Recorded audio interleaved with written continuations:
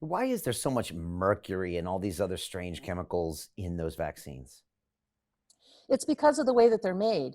Now, mercury, most of the mercury's gone out of most of the vaccines. There's trace amounts in the vaccines with the exception of the flu shot.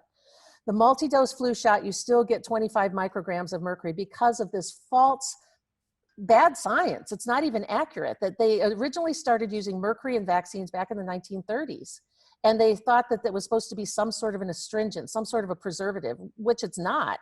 And there have been lots of studies since the 1930s that have shown that vaccines that have high amounts of mercury in them and they actually contaminate them with outside bacteria or outside viruses, it does nothing to kill off the contaminant. So it's not a good preservative or an astringent at all. So when in 2004, when they had all the hearings with Representative Dan Burton in Washington, D.C., and the Congress decided, and they did the math, somebody actually finally did the math and saw how much mercury kids were getting on a vaccination day.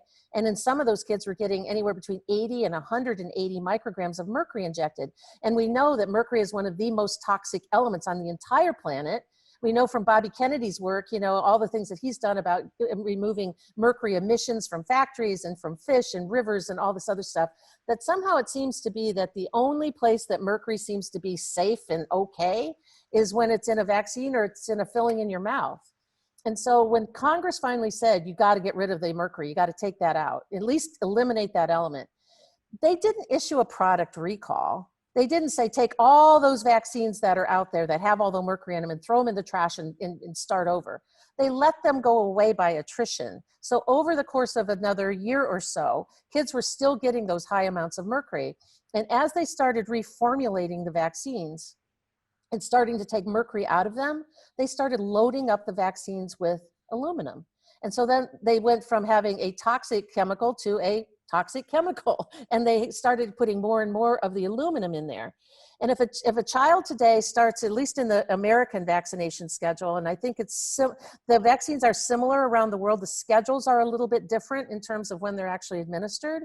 But if a child starts at birth and gets a hepatitis B vaccine at birth and is fully vaccinated by the multiple doses of 16 different vaccines, they'll have somewhere around 72 vaccinations, depending on how you count them, by the time they are 18 years of age, and upwards of 12,000 micrograms of aluminum that's been injected that gets picked up by the macrophages, the white blood cells, the little garbage eaters, and redistributed to other parts of the body, including going across the blood-brain barrier and ending up in the brain. So those are two of the primary metals that are there. And then there's all kinds of other types of contaminants. There's polysorbate 80, there's formaldehyde, there's a chemical called beta-propiolactone that we don't talk about a lot, but that actual chemical actually is a known carcinogen. It's listed as a known carcinogen by several different company or regulatory bodies that monitor those things. There's lots of antibiotics in them, and one of the antibiotics is neomycin, and neomycin causes problems with kidneys in large doses, and small doses it causes really bad eczema. There's gelatin in the vaccines, and the gelatin frequently comes from cow hoofs, and some of the gelatin is also porcine.